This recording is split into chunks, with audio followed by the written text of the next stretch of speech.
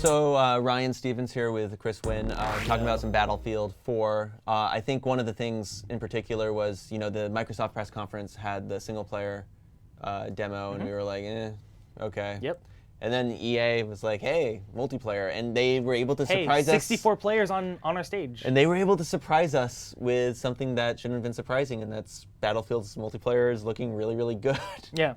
With really cool objective stuff. You were telling me, Chris, you got to play it. I got to play a bit of the multiplayer, yes. And saw a presentation. Which can you maybe talk about the building in particular? Because, I mean, there's a lot of cool stuff falling out of the building. That was something that, as soon as I saw during the EA conference where that building just collapses, I was like, oh my god, destructibility is back. And it was like, Levolution was I think was what it was. It was like better than Drivatar. Sure. But Levolution, and I was like, man, is this going back to Bad Company 2, where you know, if you spend enough time in a certain rush area zone, all the buildings are just going to be collapsed? No, it doesn't seem to be the case. That was the first thing I did when I jumped into a tank in the multiplayer session. I got in a tank, I started shooting at everything just to see if I could flatten a building. The things that just get destroyed seems like they should be like sandbags and like some cover in the middle of the streets will get destroyed. But I'm shooting at a building and absolutely nothing is happening. So that building in particular that everybody saw in the massive skyscraper that falls down, that seems to be like that very key special thing. It's limited. It seems to be limited just to that building. That building is a very key objective, it seems. Like in any of the Battlefield maps, like there's a bunch of points.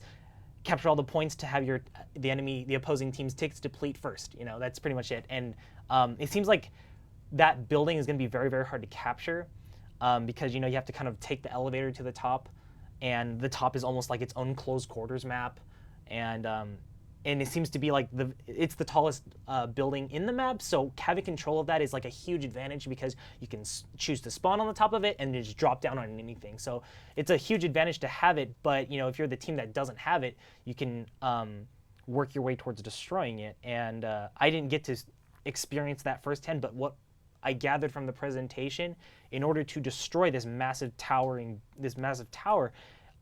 have to start destroying certain portions under it, and those are almost like control points on their own. So it's like a mode under the mode. Right. So if you just sub-objectives. Yeah. Okay.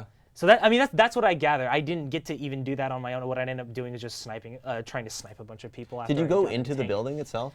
I didn't even get to go in the building. Yeah, no, I was curious if you could go to like multiple floors or anything. I didn't know. Like it doesn't seem like that. In the both the conference and the presentation that preceded the hands-on, it seems that the elevator is just an elevator and a button.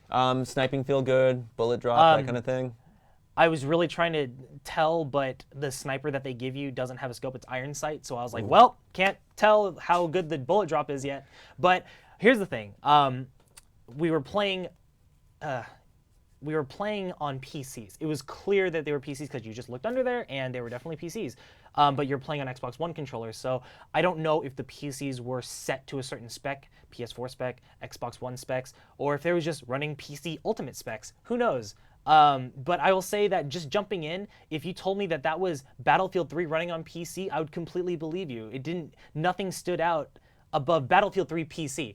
Now, Battlefield 3, Xbox 360, and PS3, it looks way better. It's running at 60 frames because it's on PC. And then, of course, multiplayer tends to look always a couple points below the single-player campaign. It looked, guys, it looks exactly like Battlefield 3 PC 64 players running on like the biggest rig you can imagine. It looks great, but it wasn't a step up. I didn't notice any step ups at all. So yeah, I'm eager to buy it for next gen consoles, and I hope to learn more about how the commander systems work. So keep tuned, stay tuned, guys. And but overall, happy with the multiplayer, being a big fan. Yeah, definitely. Oh, familiar?